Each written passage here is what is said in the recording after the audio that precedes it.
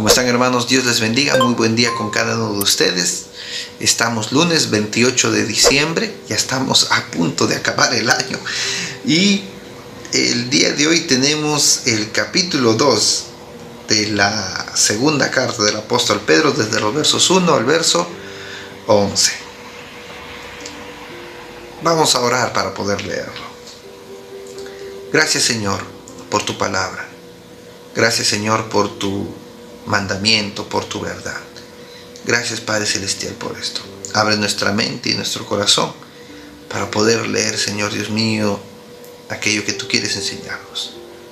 Y sobre todo para aplicarlo a nuestra vida. Gracias, en el nombre de Jesús. Amén. Verso 1 del capítulo 2 dice: Hubo también falsos profetas entre el pueblo de Israel, y así habrá falsos maestros entre ustedes. Ellos enseñarán con disimulo sus dañinas ideas, negando de ese modo al propio Señor que los redimió. Esto les atraerá una rápida condenación. Muchos los seguirán en su vida viciosa, y por causa de ello se hablará mal del camino de la verdad. En su ambición de dinero los explotarán a ustedes con falsas enseñanzas, pero la condenación los espera a ellos sin remedio, pues desde hace mucho tiempo están sentenciados. El apóstol Pedro está hablando acerca de una situación que no solamente se vivía en la iglesia del primer siglo, sino que se vivía en el Antiguo Testamento, con los profetas, con gente que decía venir y hablar de Dios y al final no era verdad. Y hemos encontrado casos en la palabra de Dios, y el último caso que vimos era justamente antes de Daniel, Jeremías, que había gente que le decía cosas al rey solamente para beneficiarse, porque el rey al final los beneficiaba con dinero y con bienes, pero cuando el profeta de Dios venía y hablaba la verdad, lo encarcelaba. Es similar algo aquí, porque hay maestros que surgen dentro de la iglesia del primer siglo, dentro de este movimiento cristiano que está empezando y está avanzando y está creciendo. El evangelio está alcanzando a muchas personas. Muchos judíos se están convirtiendo, muchos gentiles están aceptando a Cristo como su Señor y Salvador. Y ahí dentro de estas comunidades es que surge y nacen, no sé si nacen o aparecen, estos falsos maestros. Estos hombres que inician, no digo inician, sino que aparecen con herejías capaces de tergiversar la verdad de Jesús. Y todo para beneficio propio, todo para que ellos se beneficien. Una herejía es una desviación doctrinal de las verdades fundamentales que ya Dios puso en su palabra. Una herejía es tergiversar y torcer la doctrina dada por Dios. Y muchas veces, como decíamos, es para beneficio propio. En unos devocionales anteriores, cuando hablábamos acerca de justamente los ancianos y los líderes y sus responsabilidades en cuanto a la iglesia y los jóvenes, era que no se aprovechen de su cargo, que no se aprovecharan de esa investidura, de ese liderazgo que había sido dado por Dios. El apóstol Pedro les decía: no se aprovechen, no hagan uso de esa autoridad para beneficio propio. Hacen esto para que la gente haga cosas en favor de ustedes, ¿no? Y es vergonzoso, es totalmente vergonzoso que a veces aquellos que podemos tener determinada autoridad hagamos un abuso de esto con respecto a las personas que están detrás nuestro, siguiéndonos, discipulando, que estamos discipulando. Queridos hermanos, el apóstol Pedro es drástico, es directo, porque lo que dice él, dice: habrán muchos que seguirán estas malas enseñanzas. Y ese es el otro problema. A veces, por no conocer la palabra de Dios, que justamente veíamos en el devocional anterior, por no conocer la palabra de Dios, se dejan engañar, se dejan deslumbrar por gente que puede venir con con un discurso muy emotivo, con un discurso muy dramático y muy conmovedor, y hablando acerca de visiones y de sueños y de profecías y de revelaciones, y tratan de aprovecharse de la falta del conocimiento de la palabra de las personas para llevarlos por un camino que no corresponde, para llevarlos por un camino torcido. Es así como nacen las sectas. Es así como nacen las sectas. Y lo que dice el verso 3, es aún mucho más directo, porque dice: llevados por la avaricia, inventarán mentiras ingeniosas para apoderarse del dinero de ustedes. En la otra versión dice: en su ambición de dinero los explotarán. Queridos hermanos, aquí hay que tener mucho cuidado con gente que pueda aparecer tratando de convencer que el evangelio es un producto. No lo es. El evangelio de Dios, las buenas nuevas de salvación, no son un producto, no son una mercancía. La salvación es gratuita. La fe es dada por Dios, también es gratuita. Todo lo que Dios trajo a este mundo, incluyendo la salvación, son gratuitos. Es gratuito, no cuesta, no le costó ningún centavo a nadie. Y nadie tiene por qué exigirte, por qué pedirte que tú desembolses ningún centavo para obtener alguna gracia o una bendición de parte de Dios. Dios no obra de esa forma. Dios no le pone ni etiqueta algún precio a sus bendiciones, a sus dádivas, a esos regalos. Así que aquel que te quiera vender una rosa, un madero, agua o roca o un milagro, está cometiendo una herejía delante de Dios. Aquel que te quiera vender la salvación y decir que si tú no desembolsas un dinero, no vas a entrar al reino de los cielos, es una mentira, es una herejía. Queridos hermanos, la salvación es totalmente gratuita. Nuestras ofrendas, los diezmos, son parte de un principio que ejerce el creyente de manera voluntaria. Nosotros no estamos obligados, ¿no?, a poder dar a modo de que esto fuera un precio. Y lo que dijo el apóstol Pedro en esa carta, es porque había este problema probablemente. Y había sucedido el problema en el Antiguo Testamento, y lamentablemente el problema sigue pasando en este tiempo. Que hay gente que quiere comercializar con el evangelio. Queridos hermanos, siempre el evangelio siempre el principio de las buenas noticias de Dios fue el dar, nunca el recibir. Una iglesia siempre tuvo la misión de dar, no la de recibir.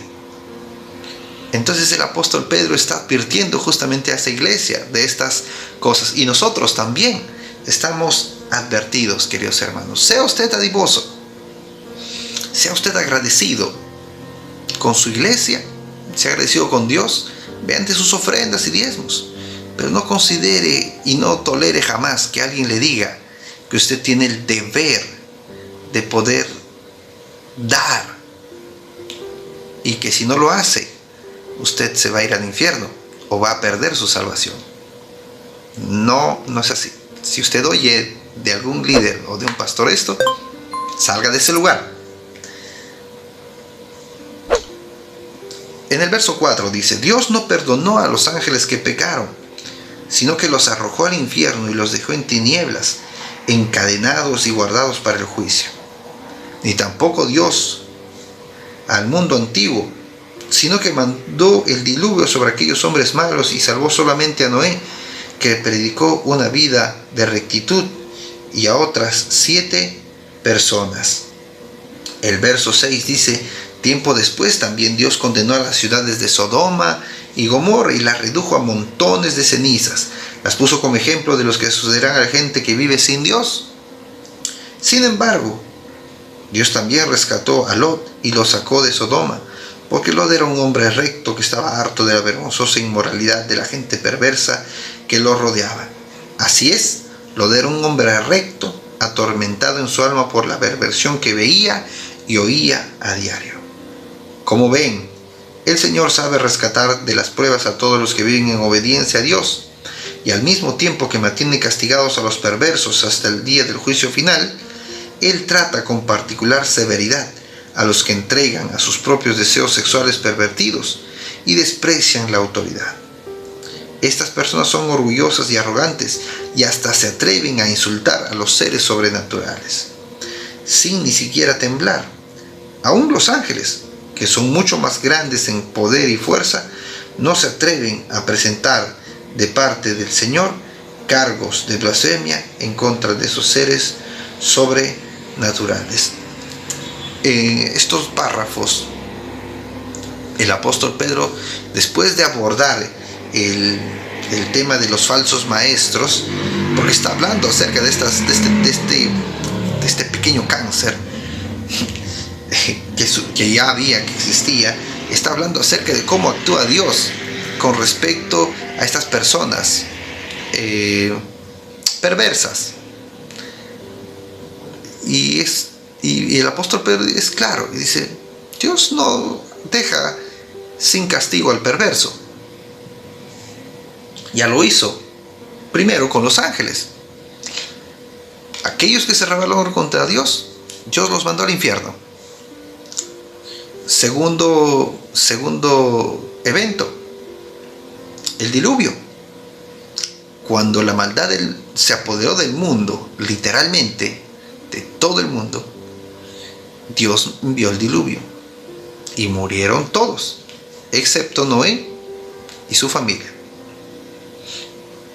Y menciona por tercera ocasión, o un tercer evento, Sodoma y Gomorra, diciendo que la perversión de estos, vamos a ver el verso que menciona, dice: Dios condenó a Sodoma y Gomorra y los redujo a montones de ceniza y los puso como ejemplo de lo que le sucederá a la gente que vive sin Dios.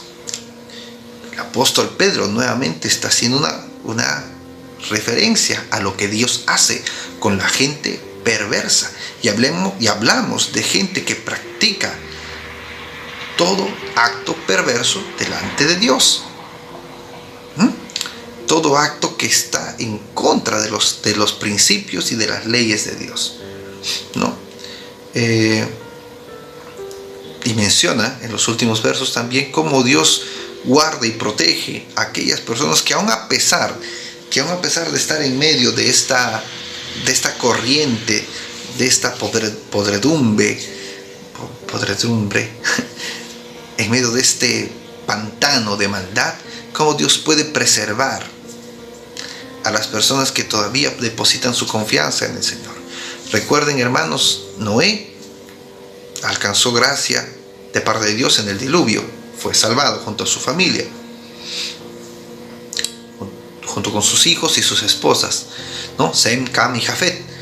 De la misma forma, Lot dice que era un hombre que vivía atormentado por las cosas que veía a su alrededor, de tal forma que cuando llegaron ángeles y a los ángeles querían ultrajarlos, Lot ofreció su casa para poder guardarlos. Dios ofreció su protección para poder preservar a estos ángeles, ¿no? Ya sabemos cómo sigue la historia. Dios destruyó Sodoma y Gomorra, salvó a Lot y a sus hijas, ¿no?, de la destrucción. Entonces, queridos hermanos, usted tiene que tener la seguridad de que Dios es un Dios justo. Dios no es un Dios perverso. Dios no es un Dios que está ansioso de lanzar castigos por aquí y por allá. No, Dios es un Dios justo. Ya hemos hablado en muchos devocionales acerca de esto, ¿no? Porque la justicia de Dios no puede ser negada, es parte de su naturaleza. Incluso para el creyente, la justicia de Dios lo alcanza. Si no, no te dejaría de ser Dios. Entonces, queridos hermanos, demos gracias a Dios por su palabra el día de hoy, que menciona dos aspectos en el caso del texto que hemos leído. El primero, no nos dejemos engañar por estos falsos profetas, estos falsos maestros, estos falsos creyentes. Y si puedo permitirme algún adjetivo más, estos anticristos, porque una herejía es literalmente una palabra, una enseñanza que va en contra del verdadero evangelio. No se deje engañar, no se deje manipular, no, por estos charlatanes. No lo haga. Lea la palabra de Dios. Como dijo Pablo, retenga todo aquello que es bueno. Lea la palabra de Dios. Que sea esa arma de doble filo para usted. Que sea usted un siervo aprobado, preparado, para que nadie venga y le haga el cuento, ¿no? Y segundo, tenga la confianza de que aún estos hombres que actúan dentro de esta maldad ambiciosa, van a alcanzar ellos, van a ser alcanzados por la justicia de Dios. No está en nosotros tomar ningún tipo de represalia, ningún tipo de venganza, ni nada por el estilo. Podemos nosotros estar seguros que la mano de Dios va a alcanzarlos. Y la Biblia dice, horrenda cosa es caer en las manos de Dios vivo, ¿no? Porque aquel que no se humilla, Dios lo va a humillar, ¿no? La palabra de Dios dice claramente, y esto tiene que mantenernos alerta, ¿no? Dice que es mejor caer sobre la roca, porque entonces te quiebras, ¿no? Pero no es más difícil que la roca caiga sobre nosotros, porque entonces nos hace polvo. Entonces, queridos hermanos, estemos seguros de que a esta gente Dios lo va a alcanzar con su justicia, y a nosotros nos va a guardar mediante su gracia y su misericordia. Vamos a orar para dar gracias al Señor por esta palabra el día de hoy. Padre Celestial, gracias por tu palabra. Gracias, Señor, por tus enseñanzas. Te agradecemos, Señor, que tú nos hayas salvado. Te agradecemos, Señor Dios mío, las bendiciones que haces llegar a nuestra vida, aún por mera gracia, Señor. Podemos decir que nada, Señor, en esta vida nos lo hemos ganado. Agradecemos por esto. Ayúdanos a ser correspondientes mediante nuestras ofrendas, Señor, mediante nuestros diezmos también. Que nuestro corazón sea agradecido y no se vea obligado de ninguna forma, Señor, por ningún hombre, por ninguna persona, Padre, sino que sea un acto propio y voluntario de honrarte y agradecerte, Padre Celestial. Gracias, Señor Jesús, también por guardarnos en el tiempo malo, en el tiempo difícil que nos ha tocado vivir, que estamos viviendo en este tiempo. Guarda, Señor Dios mío, nuestras vidas, la vida de nuestras familias, la vida de aquellos creyentes, Señor Dios mío, que te han conocido, Padre Celestial. En el nombre de Jesús, muchas gracias, Padre Santo. Amén. Muy bien, queridos hermanos, conmigo será hasta otra oportunidad, pero no quiero terminar este video sin antes animarlos a que usted pueda suscribirse. En la parte hay un botón rojito que dice suscribirse. Si usted lo ve, suscríbase, hágale clic ahí al botón y hágale clic a la pequeña campana que aparece para que usted reciba la alerta cuando ya el nuevo devocional diario esté disponible. No se olvide usted compartir la palabra de Dios. Usted tiene la capacidad también, si es de parte de Dios, para que pueda compartir las buenas nuevas del Evangelio. Comparta, haga que la palabra de Dios corra, para que así más personas puedan llegar a conocer a Jesucristo como su Señor y su Salvador. Conmigo será hasta otra oportunidad. Muchas bendiciones.